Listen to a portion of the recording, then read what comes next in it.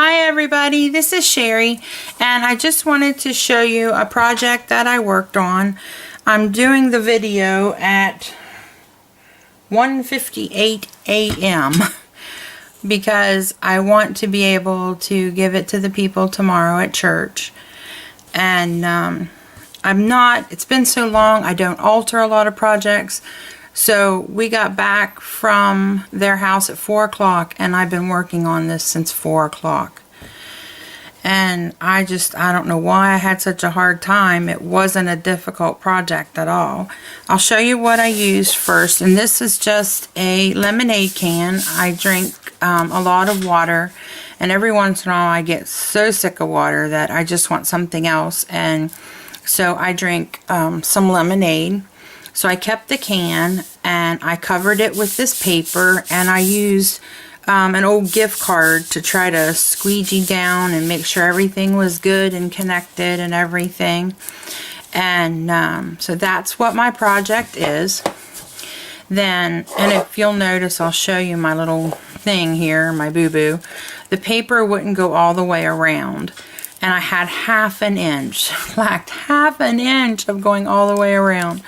So I put just a strip down there and then went over top of it with this. I guess I could have butted it up against, and maybe it might not have been as noticeable.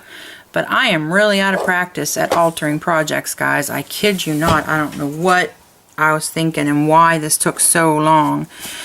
And so I covered the paper, or covered the can, with the Paper Studio Countryside Villa. And I got this paper probably a year ago, and I don't know what made me buy it. It is not something that I would typically buy. It is not something I would typically use. It's filled with different chicken designs. There's like 3 or 4 different chicken and rooster designs. And then there is there's some toile designs, and then just some really plain designs. And so why I purchased it, I'll be honest and tell you, I have not a clue. But I was sure glad to have it today, because we had the ladies in our church all got together today, and we get together. This lady opens her house up every month for all of the ladies to come. And she had really been wanting me to come, and you know, I'm real nervous about going to people's homes, because with my wheelchair, most houses are not handicap accessible, and I feel awkward knowing that people are going to have to help. Well, her husband is even was building a ramp, but didn't get it done before I got there. So this time they had their husbands with them, which is different because it's usually just the ladies. So 3 men, my wheelchair weighs over 300 pounds, and 3 men picked it up and put it in her house. And she had these beautiful hardwood floors, and they had moved the furniture, and I thought, there is no way I am driving across this lady's hardwood floors. I mean, it really touched me that somebody would go to that extent to make me feel welcome and wanted and be able to come to their house. Building a ramp is not an easy task, and it's not an inexpensive task. And our houses are normally our biggest investment that we make in our life, and you don't want to go to someone's house and ruin their hardwood floors, or run into their corner and put a nick in their wall, or whatever. And as careful as I try to be even in my own home, I do that. And so it meant a lot to me that they did this for me, and that they cared that much that I was able to come, that they made all of these adjustments for me.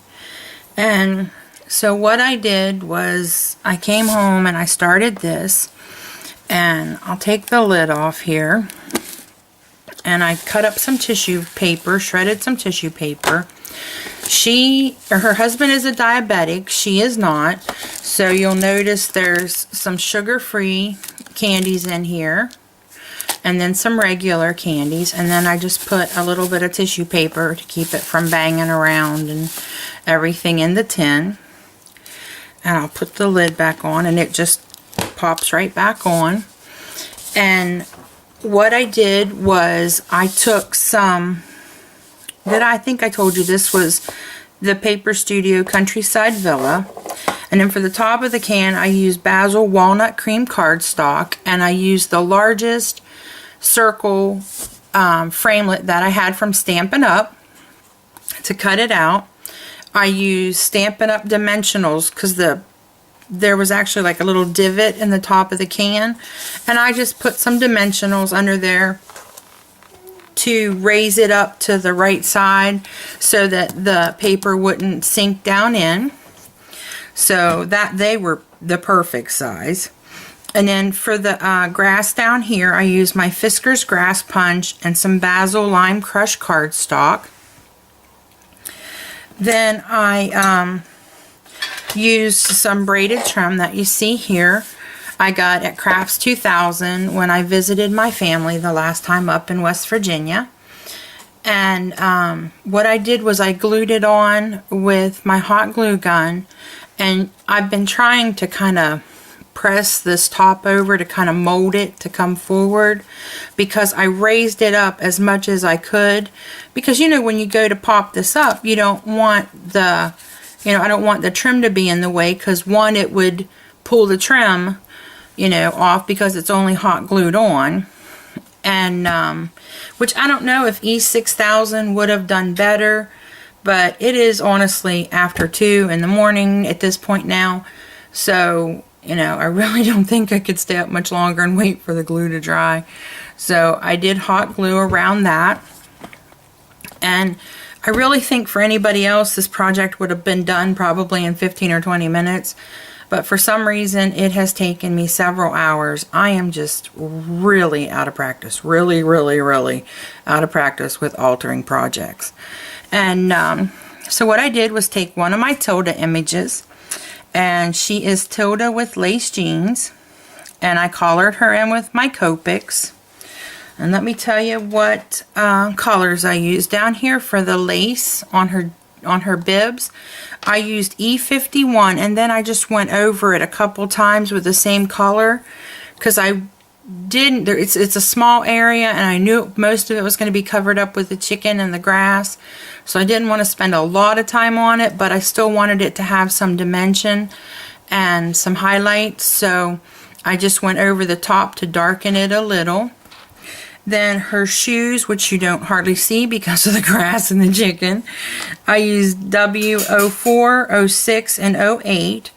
For her bibs here, which I think is probably the best I've ever done on bibs or blue jeans, was B93, 95, 97, and 99. Her shirt is R21, 24, and 29. Her hair, which actually matches the red on the rooster's head. I don't know what that little floppy thing is called, but that's what it matches, that piece right there. Which that was purely by accident, but it looks cute. Was E13, 17, and 19, and the skin is E quadruple 0, double 0, and E51. And so I just collared her in.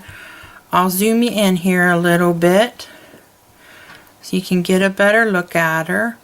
I used my white Jelly Roll pen to put a dot in her eyes, to do the dots around the edge of the bow, on the trim down here, on the lace on the pants. And then I used my Clear Star Jelly Roll pen for to be silver buttons on her bibs. Then I cut this chicken out from the paper so it matches. And I realized after I glued it down, I forgot to cut like that little teeny white spot out there behind her hand, and the one right there between her jeans, which will drive me crazy, but there's no way I'm starting over at 2 in the morning. And so I think she turned out really cute. I was really happy with how she turned out. And, you know, it did take me a while to color the image. My eyes, guys, please, you know, keep me in your prayers, because it's getting worse, and it's getting harder and harder to color. I literally, when I cut her out, she was probably 2, maybe 3 inches from my face, because I couldn't see her. And I had to build up a little space here in front of me and bring the image up as close as I could. I have 2 pairs of glasses. I had to rotate back and forth, because at any given moment, depending on the pressure around my optic nerve and my brain, those glasses might work then, but a few minutes later they might not. And so I think that's probably what took me the longest time. And I have another image like this already colored up, but she had a pink shirt and a pink bow, and I just couldn't bring myself to use that. And like I said, what these folks did for me today meant so much that, you know, I was willing to take the extra time and deal with the headache or whatever I had to deal with, so that I could make this look as nice as I could. And, you know, of course, I would have put more trims and laces and stuff, but their home is more rustic. They've got a beautiful stone fireplace and the wooden floors and brown leather furniture, so it's not real lacy and stuff like that. So I tried to minimize, but I definitely needed to put something around the top to cover the yellow trim of the lid.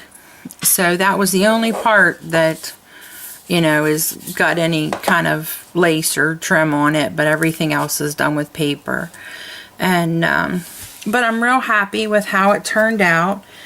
There's one thing right here that's bugging me, and it's this little bump where I didn't want to go over, because I knew that would leave a large bump, so I butted the trim up against each other.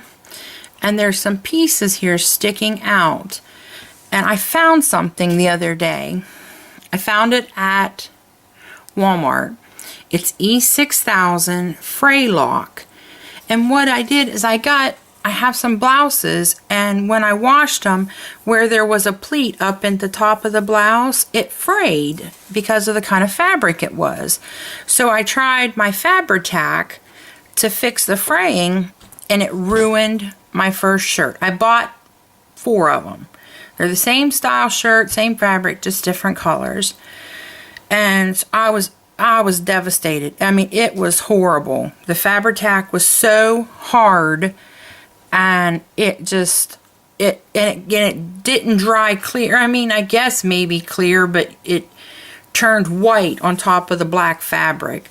So I found this, and I thought, well, you know, I washed another one, and the same thing happened. And I love these blouses, so I want to be able to fix them so I can wear them. So I'm going to try this Fray Lock, and I'm going to trim this up and put some Fray Lock on it. If it keeps it from fraying and it keeps my blouse from fraying, I will let you all know, because I know that a lot of us like to use this kind of trim, and if we can find something that will keep it from unraveling, even if you cut up doilies, you could put this on the end. It says seals edges and it locks knots, dries clear, soft, and flexible. So, see, I could read that. It just depends on the moment, I guess. But, so if it works, I will definitely let you all know about it. And I did get it at Walmart. They actually had 3 or 4 different styles of it now. But that's about it. I wanted to show you this, show you my image, and my altered project. I haven't done one in forever. I hope you guys like it. I'm so happy with how my image turned out. You know, especially with not having practiced a lot here lately. I am very happy with how she turned out. And again, if you all could keep me in your prayers, that whatever's going on with this brain tumor settles down so that I can continue to enjoy the craft that I love so much, I would really appreciate it. Thanks for visiting me today, guys, and happy crafting. Bye.